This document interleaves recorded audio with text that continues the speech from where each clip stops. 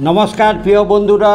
হ্যাঁ, আমি জিত গার্ডেন থেকে বলছি। আজকে আমি আপনাদের সাথে রয়েছি আমার বাড়ির সামনের বাগানে টবেতে মাটি মিডিয়ায় গোলাপ গাছের পরিচর্যা করার বিষয় নিয়ে, যে এই সময় কি উল্লেখযোগ্য পরিচর্যা করলে তাহলে ডিসেম্বরের 15 তারিখ থেকে ফুলে ফুলে ভরে উঠবে, সেই বিষয় নিয়ে রয়েছি।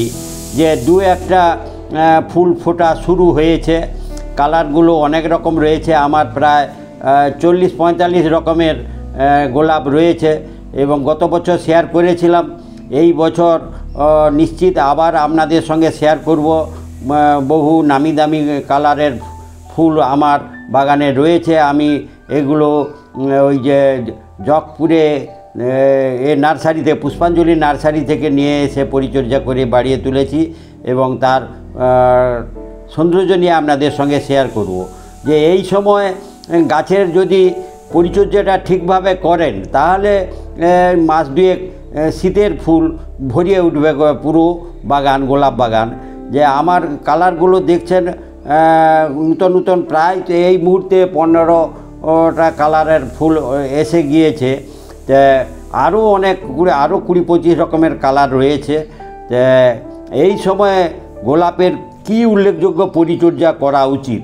উল্লেখযোগ্য পরিচর্যা এমনভাবে করতে হবে যেমন গাছে গোলাপের মানে লাল পাতায় ভরে ওঠে। যদি যত বেশি গোলাপের লাল পাতা বের করতে পারবেন, সেই লাল পাতা পরে সবুজ হবে এবং তারই মধ্য থেকে বার বা কুঁড়ি আসবে এবং সেই লাল পাতাতে ভরিয়ে তুলতে হবে। আর সেই জন্য গাছ হচ্ছে গোলাপ গাছ হ্যাভি ফিডার, ফলে খাওয়ারের যোগান এই সময় ঠিকভাবে দেওয়াটা লক্ষ্য রাখা, এটা একটা বিষয়। আর ওয়েদার অনুকূল, কারণ ঠান্ডা ওয়েদারে গোলাপের সৌন্দর্যটা পাওয়া যায়, তার অরিজিনাল যে কালার সেটা বুঝতে পারা যায়। আমার বাগানে বহু কালারের রয়েছে, আমি একে একে পরে আশা করি আপনাদের সঙ্গে শেয়ার করব। যে এখন দেখুন আমার বাগানে লাল পাতায় ভরে উঠেছে। যত বেশি লাল পাতা গাছে তৈরি করতে পারবেন, মানে কচি শাখা, নরম শুট যেটাকে বলা হয়, সেটা তৈরি হবে, তাতেই ফুল আসার সম্ভাবনা তৈরি হবে।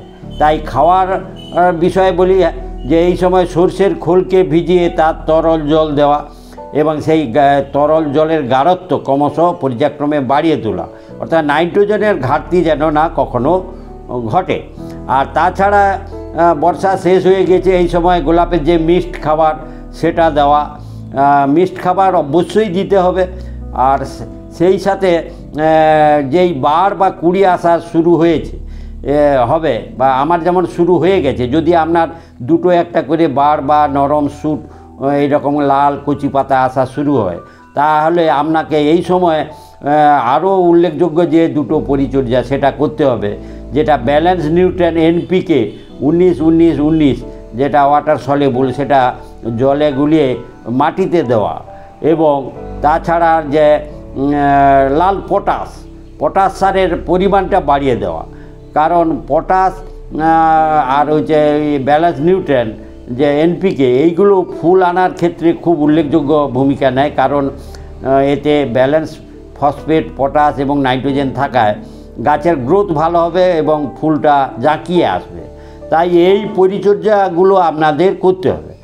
আর ফুল তার গাছের আকার আকৃতি অনুযায়ী সংখ্যাটা হবে, যেভাবে গাছকে বাড়িয়ে তুলেছে তার ফুলের সংখ্যাটা সেইভাবে হবে।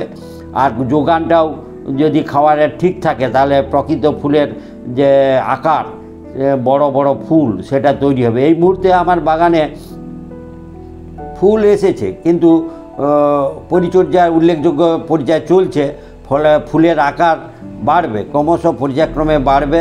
দেখুন আমি আপনাদের সঙ্গে শেয়ার করব। ফুলের সৌন্দর্য তো যা হওয়ার হয়েছে থাকবে, তার গাছের নিয়মেই সেই সৌন্দর্য প্রকাশ করবে, কিন্তু ফুলের আকারটা বাড়িয়ে তোলা, ফুলের সংখ্যাটা বাড়িয়ে তোলা, এটাই হচ্ছে আমাদের কাজ, মানে বাগান চাষিদের। যে সেটাকে তুলতে হলে এই সব উল্লেখযোগ্য পরিচর্যাগুলো করতে হবে। আর নিশ্চিত আমি জানি এরপরে আপনাদের সঙ্গে শেয়ার করতে পারবো যে দেখবেন গাছে ফুল জাঁকিয়ে এসছে এই সময় আপনারা এই উল্লেখযোগ্য পরিচর্যাটা করুন। আর ভিডিওটি ভালো লাগলে পরবর্তী ভিডিওর জন্য সাবস্ক্রাইব